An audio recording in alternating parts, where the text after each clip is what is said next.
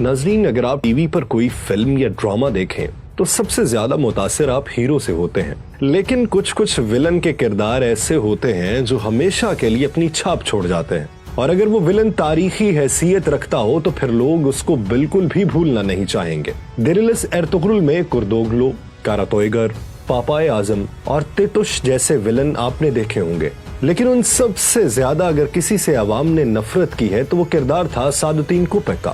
سعادتین کوپک کون تھا؟ کیا وہ واقعی اتنا طاقتور تھا کہ سلجوق سلطان بن سکتا؟ اور اس کا دعویٰ کہ وہ شہزادہ ہے کتنا سچا تھا؟ سعادتین کوپک کی اصل کہانی ہم بتائیں گے۔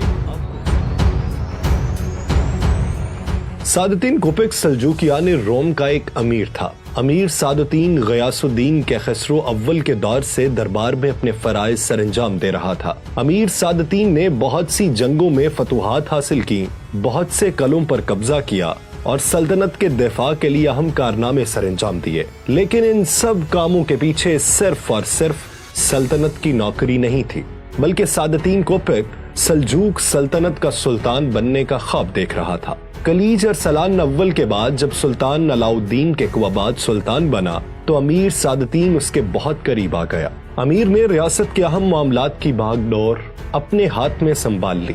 شکار کا نظام اور تعمیرات کا نظام سعادتین کوپک کے ہاتھ ہی تھا۔ نہر بہی شیر کے کنارے کیقوباد کا محل بھی سعادتین کوپک نے تعمیر کروایا۔ اس محل کو تعمیر کروانے کے لیے دولت سلجوقیہ کے تمام خزانے کھول دیے گئے، کیونکہ سعادتین کوپک سلطان علاؤالدین کے بعد سلطان بننے کی منصوبہ بندی بنا چکا تھا اور خود کو اس محل کا رہائشی سمجھ رہا تھا۔ سعادتین کوپک ایک مکار، چالاک اور سلطنت کا غدار امیر تھا۔ اس نے منگولوں کی شورش میں منگولوں کا ساتھ دیا اور انہیں خفیہ معلومات پہنچاتا رہا۔ منگولوں سے بدلے میں وہ رومی سلجوق تخت کا طلبگار تھا۔ سلجوق سلطنت کے دوسری طرف بازنطینی شہنشاہ کے ساتھ بھی اس کے مراسم تھے۔ تاریخ میں درج ہے کہ سلطان علاؤالدین کیقوباد طبعی موت نہیں مرے، بلکہ انہیں بھی امیر سعادتین کوپک نے شہید کیا۔ ایک شکار کے دوران باورچی کے ساتھ مل کر سعادتین کوپک نے سلطان علاؤالدین کو زہر دلوا دیا تھا۔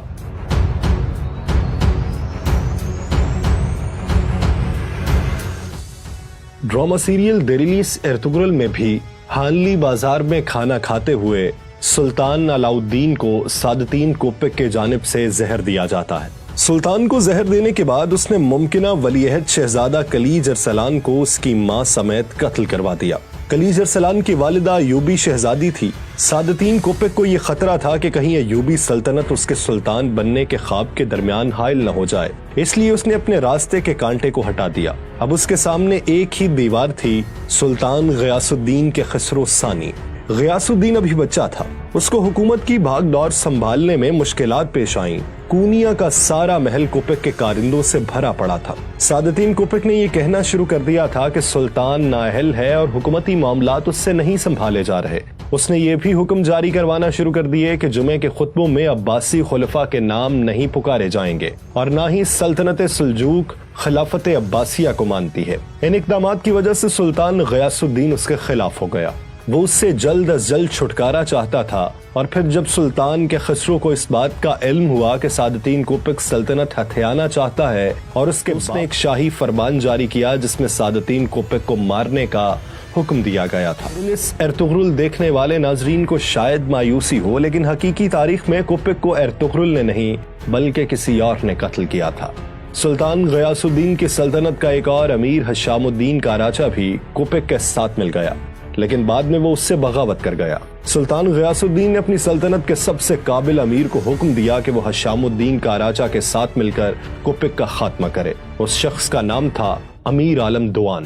اس نے نہایت ہی بے رحمی سے سعادتین کوپک کے قافلے پر حملہ کیا اور اس کو قتل کر دیا۔ قتل کے بعد سعادتین کوپک کی لاش کو لوہے کے پنجرے میں ڈال کر کیقوباد محل کے سامنے لٹکایا گیا۔ یہ وہی محل تھا جو سعادتین کوپک نے بنوایا تھا تاکہ اس پر حکمرانی کر سکے، لیکن حالات کی ستم ظریفی دیکھیے کہ اس کو اسی محل کے سامنے لٹکا دیا گیا۔ امیر سعادتین کا کردار ڈرامہ سیریل ایرتغرل میں مراد گاری پوگلو نے ادا کیا ہے، اور یہ کردار اتنا جاندار تھا کہ ہر کوئی اس کردار سے متاثر ہوا۔ نیوز رپورٹس کے مطابق جس دن ڈرامے میں کوپک کا سر قلم ہوا، اس دن بہت سے لوگوں نے جشن منایا۔